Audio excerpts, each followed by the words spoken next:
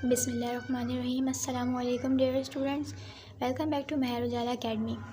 तो आज हम 9th क्लास की इंग्लिश की बुक न्यू बुक से चैप्टर नंबर 3 करेंगे, यूनिट नंबर 3 चेजिंग ड्रीम्स। उसके हम multiple choice question important MCQs करेंगे। नंबर 1 चैप्टर नंबर 1 और chapter number 2 the last sermon of the holy prophet peace be upon him और chapter number 2 Shah Abdul Latif Bhittai, दोनों के मैं इंपॉर्टेंट MCQs करवा चुकी हूँ। मैं डिस्क्रिप्शन में उसका लिंक भी शेयर कर दूँगी। और अभी आज हम करेंगे यूनिट नंबर 3 चेजिंग ड्रीम्स और यूनिट नंबर 4, ठीक है। तो पहले हम यहाँ स्टार्ट कर लेते हैं चैप्टर नंबर 3 चेजिंग ड्रीम्स। तो हम स्टार्ट लेते हैं। नंबर 1 है इसका, Jamil sister name was, Jamil की जो बहन थी उसका नाम क्या था? सादोरी, सारा, सना या साइमा। तो उसका जो हमारा बी ऑप्शन है वो करेक्ट है, सारा। जमील की जो सिस्टर थी उसका नाम था सारा। अब हमारे पास यहाँ नंबर 2 है, जमील्स ब्रदर नेम वाज, जमील का जो भाई था उसका नाम क्या था? नंबर ए ऑप्शन है हमारे पास खालिद, अल्लाह दीनू, अल्लाह बच्चियों और सालिम। तो हमारा यह ऑप्शन ए करेक्ट है, खालिद, जमील के भाई का नाम खालिद था। नंबर 3 है, the only college where Jamil could go is in the city. जो एक वाहिद कॉलेज था जहाँ जमील जा सकता था शहर पढ़ने के लिए, वो कौन सा था, कितना दूर था? यानी कि जहाँ, क्योंकि जमील जो है वो गांव में रहते थे और उनको पढ़ने के लिए शहर जाना था। तो कौन सा एक कॉलेज था जो जमील जा सकता था शहर, कितना दूर था वो उनके घर से?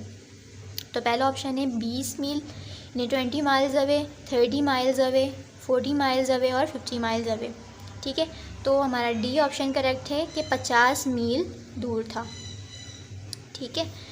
नंबर 4 है, Jameel's dream was to be open a, Jameel का जो ख्वाब था, क्या खोलना चाहता था जमील? रेस्टोरेंट खोलना चाहता था, प्लाज़ा खोलना चाहता था, हॉस्पिटल खोलना चाहता था या पार्क? तो C option is the correct answer, वो चाहता था कि वो एक हॉस्पिटल खोले। नंबर 5 है, अल्लाह बच्चियों हैड आ, जो अल्लाह बच्चियों था उसके पास क्या था? हॉर्स कार्ट था, डंकी कार्ट था, कैमल कार्ट था या फिर हैंड कार्ट था? घोड़ा गाड़ी, गधा गाड़ी या फिर ऊँट गाड़ी, कौन सी थी उसके पास? तो हॉर्स कार्ट था, घोड़ा गाड़ी थी उसके पास, ठीक है। नंबर 6 है, father and Khalid had to sell a big piece of fertile land to pay their fee in the. जो खालिद के फादर थे और खालिद और उसके जो फादर थे उन्होंने क्या किया? एक बहुत बड़ा टुकड़ा ज़मीन का उन्होंने, जो अपनी ज़रख़ीज़ी ज़मीन थी, आपको पता है गांव में बहुत सारी ज़मीनें होती हैं लोगों के पास, तो उनकी फ़ी पे करने, कौन सी क्लास की, कौन से स्टैंडर्ड की फ़ी पे करने के लिए उन्हें वो ज़मीन बेचनी पड़ी थी? First year, second year, third year और फोर्थ ईयर, यानी कि fourth year. D option is the correct answer. जब वो ग्रेजुएशन कर रहा था, फोर्थ ईयर में था, तब उनको अपनी ज़मीन का एक बड़ा टुकड़ा बेचना पड़ा था क्योंकि उन्हें फ़ी पे करनी थी। नंबर 7 है, वी गेट एजुकेशन फॉर/2, हमें तालीम हासिल करनी चाहिए, किस लिए करनी चाहिए? Earning money, for earning money, पैसा कमाने के लिए, इम्प्रूविंग अवरसेल्फ, अपने आप को बेहतर बनाने के लिए, फॉर रीडिंग मैगजीन्स या फिर मैगजीन्स रीड करने के लिए, इम्प्रेस अदर्स या फिर दूसरों को इम्प्रेस करने के लिए। C option is the correct answer, improving ourselves, अपने आप को बेहतर बनाने के लिए, ठीक है। नंबर 8 है हमारे पास, Jameel was upset because, Jameel जो है वो उदास था, बिकॉज क्योंकि he was failed in an exam, वो एक एग्ज़ाम में फ़ेल हो गया था। नंबर बी है, he was worried about his future, वो अपने मुस्तकबिल के हवाले से परेशान था। नंबर सी है, he had lost some money, उसने अपने पैसे खो दिए थे, या फिर he could find a job. तो नंबर बी ऑप्शन जो है हमारे पास वो करेक्ट है, he was worried about his future, वो अपने फ्यूचर के लिए, अपने मुस्तकबिल के लिए परेशान था। तो ये MCQs हमारे जो हैं important chapter number 3 chasing dreams के कंप्लीट हो गए हैं। अब हम चलते हैं चैप्टर नंबर 4 की तरफ, द विजनरीज, ठीक है।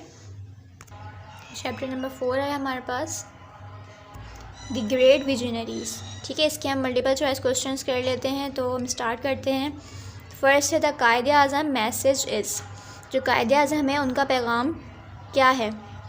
नंबर ए ऑप्शन हमारे पास unity, faith and determination, B है unity, faith and steadfastness, C है unity, faith and discipline, D है unity, determination and steadfastness. तो सी ऑप्शन हमारे पास करेक्ट है, यूनिटी, फेथ एंड डिसिप्लिन, ठीक है। नंबर 2 है, the Quaid-e Azam was one of the top barristers of, Quaid-e Azam जो हैं वन ऑफ द, जो कायदे आज़म है वो बहुत बेहतरीन टॉप बैरिस्टर थे किसके? कराची के, बॉम्बे के, दिल्ली के या फिर लंदन के। तो बी ऑप्शन हमारे पास करेक्ट आंसर है, बॉम्बे के। नंबर 3 है हमारे पास, Gokhale and the famous Hindu poetess Sarojini Naidu called Quaid-e-Azam. तो कायद-ए-आज़म को ये दोनों क्या कहते थे? नंबर ए है हमारे पास the best barrister of Hindu Muslim unity. Number B है the best leader of Hindu Muslim unity. Number C है the best representative of Hindu Muslim unity. D है the best saint of Hindu Muslim unity. तो A option is the correct answer. वो कायद-ए-आज़म को कहते थे the best ambassador of Hindu Muslim unity, यानी कि हिंदू और मुसलमानों की मुत्तहिद कौम के वो बेस्ट एम्बेसडर थे। ठीक है, हम आगे आ जाते हैं। नंबर 4 है हमारे पास यहाँ, इनिशियली शुरुआत में Quaid-e-Azam was strong proponent of. शुरुआत में कायद-ए-आज़म जो हैं वो बहुत ज़्यादा मजबूत यानी बहुत ज़्यादा साथ देने वाले थे। किस चीज़ के लिए? वो बहुत कह लेंगे आप साथ देते थे कि मुसलमान और बरतानिया की मुत्तहिद होने चाहिए, एक साथ रहना चाहिए, मुसलमान और सिख एक साथ होने चाहिए, यूनिटी मुस्लिम और हिंदू की यूनिटी के लिए, या फिर मुस्लिम क्रिश्चियन यूनिटी के। तो सी से हमारा ऑप्शन करेक्ट है, मुस्लिम हिंदू यूनिटी के।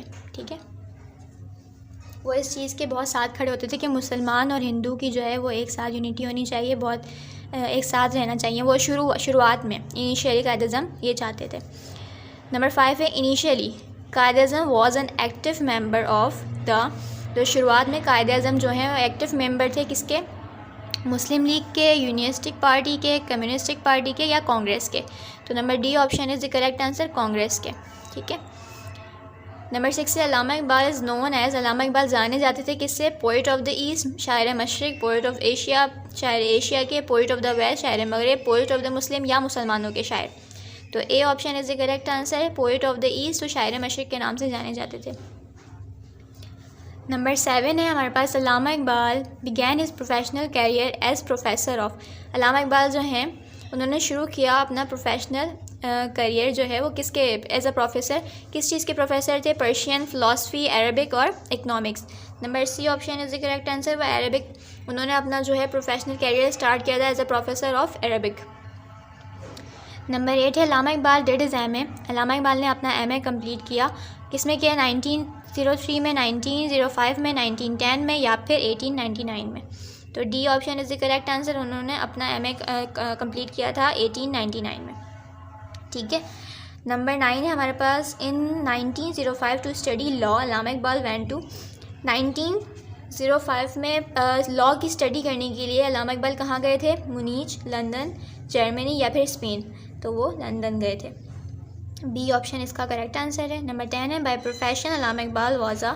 अब यहाँ पे पूछ रहे हैं कि बाय प्रोफेशन, पेशे से अल्लामा इकबाल क्या थे? बैरिस्टर, डॉक्टर, पॉलिटिशियन या फिर लैंडलॉर्ड। वो डॉक्टर भी थे, ठीक है, पॉलिटिशियन भी थे, लेकिन यहाँ पर हमसे पूछ रहा है कि उनका पेशा क्या था। तो number A is the correct answer के वो प्रोफेशनली एक बैरिस्टर थे। ठीक है, आगे हम आ जाते हैं। नंबर 11 है हमारे पास, in 1908 Allama Iqbal was awarded a PhD degree by the. Allama Iqbal को 1908 में अब PhD की डिग्री अवॉर्डेड हुई थी। कौन सी यूनिवर्सिटी? अब यहाँ से पूछ रहा है आपसे कौन सी यूनिवर्सिटी से उनको अवार्ड दिया गया था PhD degree? London university, Munich university, Paris university और ओरिएंटल। तो बी ऑप्शन है हमारे पास करेक्ट आंसर। ठीक है, नंबर 12 है, Allama Iqbal was awarded a PhD degree for his work on. Allama Iqbal को PhD की डिग्री अवार्ड की गई थी किस काम पर? उनके किस काम के लिए की थी? Indian philosophy, western philosophy, Muslim philosophy और पर्शियन फ़िलासफ़ी। तो यहाँ पर डी ऑप्शन हमारे पास करेक्ट है, पर्शियन फ़िलासफ़ी। 13 है हमारे पास, in 1926 Allama Iqbal was elected as member of the. In 1926 1926 में अल्लामा इकबाल जो है was elected as member of, मुंतखब किए गए थे किसके मेंबर? पंजाब लेजिस्लेटिव काउंसिल के, ऑल इंडिया मुस्लिम लीग के, बॉम्बे लेजिस्लेटिव काउंसिल के या कॉन्स्टिट्यूशन असेंबली। तो ए ऑप्शन हमारे पास correct answer, Punjab legislative council हुई थी जिसके लिए अल्लामा इकबाल को मुंतखब किया गया था। ठीक है, नंबर 14 है हमारे पास, Allama Iqbal delivered his Allahabad address in. Allama Iqbal ने अपना इलाहाबाद खुतबा इलाहाबाद जो कि काफ़ी फेमस है, खुतबा इलाहाबाद जो है उन्होंने डिलीवर किया था कब? 1926 में, 1929 में, 1930 में या फिर 1938 में। तो C option is the correct answer. 1930 में उन्होंने अपना खुतबा इलाहाबाद दिया था। 15 है हमारे पास, Allama Iqbal demanded a separate state for the Muslim of India in. वो कहाँ पर थे जब अल्लामा इकबाल ने एक अलहदा मुस्लिम जो इंडिया के मुसलमान हैं उनके लिए एक अलहदा स्टेट की डिमांड की थी? लाहौर में, बॉम्बे में, इलाहाबाद में या फिर दिल्ली में? नंबर सी है इलाहाबाद में। ठीक है। नंबर 16 है, पाकिस्तान रेजोल्यूशन वाज पास इन। पाकिस्तान की जो करारदाद है वो कब पास हुई थी, कहाँ पास हुई थी? तो बॉम्बे में, ठीक है, दिल्ली में, इलाहाबाद में या फिर लाहौर में? तो लाहौर में हुई थी। D option is the correct answer. Lahore में पाकिस्तान की करारदाद पास हुई थी। नंबर 17 जो मोस्ट सब लोगों को पता है, बहुत इजी है ये वाला MCQ। Pakistan came into being, Pakistan कब वजूद में आया? हम ऑब्वियसली हम सेलिब्रेट करते हैं 14 अगस्त 1947। अब 14 अगस्त डेट हमें याद रहती है पर हम जो है सन काफ़ी कन्फ्यूजन हो जाती है यहाँ पे। तो यहाँ पर है 14 अगस्त 1947, 14 अगस्त 1948, 14 अगस्त 1945, 14 अगस्त 1950। तो यहाँ हमारा करेक्ट आंसर है ए ऑप्शन, 14 अगस्त 1947 को पाकिस्तान वजूद में आया। नंबर 18 है, अल्लामा इकबाल डेड इन। अल्लामा इकबाल का जो इंतकाल है वो कब हुआ था? 1930 में, 1935 में, 1938 में या फिर 1940 में? सी ऑप्शन है हमारे पास करेक्ट आंसर, 1938। नंबर 19 है हमारे पास, अल्लामा इकबाल डेड। अच्छा, अब यहाँ पे हमसे पूछ रहे हैं कि Allama Iqbal dead 9 years before the creation of Pakistan. Pakistan बनने से 9 साल पहले, 8 साल पहले, 7 साल पहले या फिर 6 साल पहले?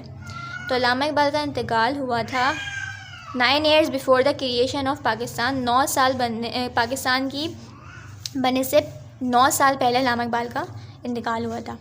नंबर 20 है, कायदे आज़म। अच्छा, नंबर 20 है हमारे पास, Quaid-e Azam was one of the most dynamic personalities of. Quaid-e Azam most dynamic personalities में आते हैं किसके? साउथ एशिया के, the Muslim world, his college, middle east. तो number A option is the correct answer, south Asia. ठीक है। नंबर 21 है हमारे पास, the achievement of the Quaid-e Azam was unparalleled in the history of. Quaid-e Azam की जितनी भी अचीवमेंट्स हैं वो बेमिसाल थी हिस्ट्री में। कौन सी हिस्ट्री में? साउथ एशिया की, मुस्लिम वर्ल्ड की, द वर्ल्ड पूरी दुनिया की या फिर एशिया की? तो द वर्ल्ड हमारे पास करेक्ट आंसर है इसका, ऑप्शन सी। ठीक है। नंबर 22 आ जाता है यहाँ पर हमारे पास, the only leader of the British India who has popular also among the Hindus, Christians, Sikhs and Parsis besides the Muslim was. जो एक वाहिद लीडर थे ब्रिटिश इंडिया के, मशहूर थे मुसलमानों के अलावा, हिंदुओं में भी, क्रिश्चियंस में भी, सिख्स में भी और पारसीज़ में भी। कौन थे वो? सर सैयद अहमद ख़ान थे, लियाकत अली ख़ान थे, अल्लामा इकबाल थे या फिर कायदे आज़म?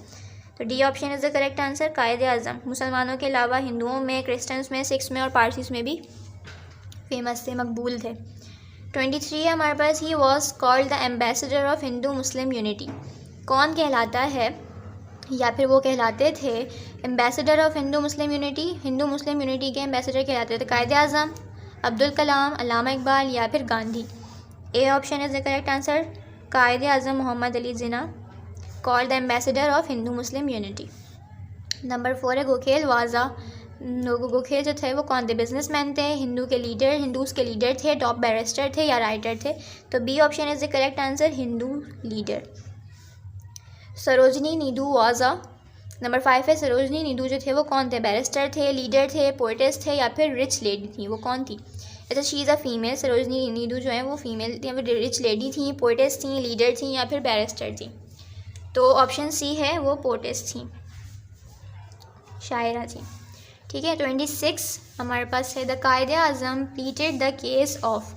कायदे आज़म ने केस की किसका केस लड़ा था? एक क्लाइंट का, ठीक है, द मुस्लिम वर्ल्ड का या फिर नेबर का या अ सेपरेट होमलैंड या फिर एक अलहदा वतन का? तो D option is the correct answer, a separate homeland. ठीक है, अ सेपरेट होमलैंड। नंबर 27 है, on August 11 1947, 11 August 1947 he was elected the first president. उनको मुंतखब किया गया first president of the constituent assembly of Pakistan. Pakistan की कॉन्स्टिट्यूटेंट असेंबली में उनको मुंतखब किया गया था, पहला प्रेसिडेंट। किसको? कायदे आज़म को, अल्लामा इकबाल को, लियाकत अली ख़ान को या अब्दुल रब निश्तर को? तो A option is the correct answer, Quaid-e आज़म को। ठीक है, उसके बाद जो है नंबर 28 है हमारे पास। ही डिक्लेयर्ड, उन्होंने ऐलान किया, यू आर फ्री, तुम आज़ाद हो, you are free to go to your temples, तुम आज़ाद हो, टेम्पल्स में जा सकते हो, you are free to go your mosque, अपनी मस्जिदों में जाने के लिए आज़ाद हो, और any other places of worship, और जहाँ भी आप इबादत करते हैं अपनी अपनी जगहों पर जाने के लिए आप आज़ाद हैं। ये ऐलान किया था, किसने किया था? लियाकत अली ख़ान ने, कायदे आज़म ने, अब्दुल रब निश्तर में, या नॉन, इन तीनों में से कोई भी नहीं। तो B option is the correct answer है, द कायदे आज़म। उन्होंने ये ऐलान किया था कि आप कहीं भी इबादत करते हैं, आप उस अपनी हर जगह इबादत गाह जाने के लिए आप आज़ाद हैं।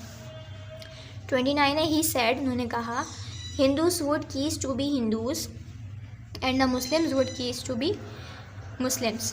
तो ए है हमारे पास सर सैयद, नेहरू, द कायदे आज़म और अल्लामा इकबाल। कायदे आज़म, उन्होंने कहा था कि हिंदू हिंदू नहीं रहेगा और मुसलमान मुसलमान नहीं रहेगा। ठीक है, यानी कि इतने एक होगा उनमें। नंबर 30 है, एट ओरिएंटल कॉलेज, मशरक़ी कॉलेज में Allama Iqbal was appointed professor, Allama Iqbal को अपॉइंट किया गया था as a professor of Persian, Arabic, English या फिर उर्दू। तो B option is the correct answer, उनको Arabic professor, as Arabic professor appoint किया गया था ओरिएंटल कॉलेज में। ठीक है, 31 है हमारे पास, Allama Iqbal got a degree of law, Allama Iqbal ने अपनी डिग्री हासिल की लॉ की, फ्रॉम कहाँ से? इंग्लैंड से, मुनीस से, न्यूयॉर्क से या फिर वाशिंगटन से। तो A option is the correct answer, England से। 32 है हमारे पास, Allama Iqbal also took an active part in, Allama Iqbal ने हिस्सा लिया बहुत एक्टिव पार्ट, किस में? पॉलिटिक्स में या फिर स्पोर्ट्स में, बिजनेस में या फिर लिटरेचर में। तो A option is the correct answer, उन्होंने पॉलिटिक्स में बहुत बढ़ चढ़ के हिस्सा लिया था। ठीक है, नंबर 33 है हमारे पास, अल्लामा इकबाल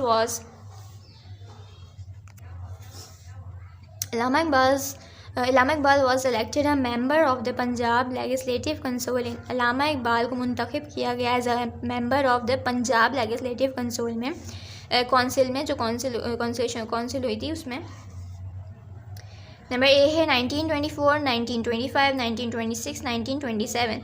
तो सी ऑप्शन हमारे पास करेक्ट है, 1926 में कौंसिल हुई थी पंजाब लेजिस्लेटिव, जिनमें मुंतखब किया गया था अल्लामा इकबाल को एज अ मेंबर। ठीक है, 34 है, Allama Iqbal was elected of the Punjab branch of the all India Muslim league, Allama Iqbal को मुंतखब किया गया था पंजाब ब्रांच की ऑल इंडिया मुस्लिम लीग में as a president, as a vice president, as a general secretary या फिर एज अ ट्रेजरर। तो number A option is the correct answer, Allama Iqbal को एज अ प्रेसिडेंट मुंतखब किया गया था। नंबर 35 है हमारे पास, Allama Iqbal president over the Allahabad meeting of the all India Muslim league in, Allama Iqbal को सदारत मिली है ओवर इलाहाबाद मीटिंग में और ऑल इंडिया मुस्लिम लीग। कब? 1926 में, 1928 में, 1929 में या फिर 1930 में। तो उनको 1930 में सदारत मिली थी all India Muslim league Allahabad meeting में। 36 है हमारे पास, Allama Iqbal is generally known as great, Allama Iqbal आमतौर पर कैसे जाने जाते हैं? As a poet, as a politician, as a philosopher, as a saint. तो number A option is the correct answer, Allama Iqbal जो हैं आम तौर पर या मशहूर हैं किस चीज़ से? एक अपने शायर से। ठीक है, पोइट हैं वो एक।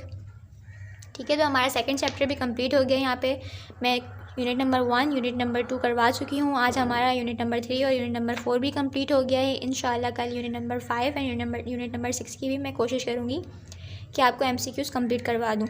इसके अलावा आपको अगर मोस्ट इंपॉर्टेंट चैप्टर कोई ऐसा लगता है जिसकी आप लोगों को लगता है कि MCQs चाहिए, तो आप मुझे कमेंट बॉक्स में ज़रूर बताएं। मैं इंशाल्लाह उसकी भी MCQs कोशिश करूँगी कि अपलोड कर दूँ। अल्लाह हाफ़िज़।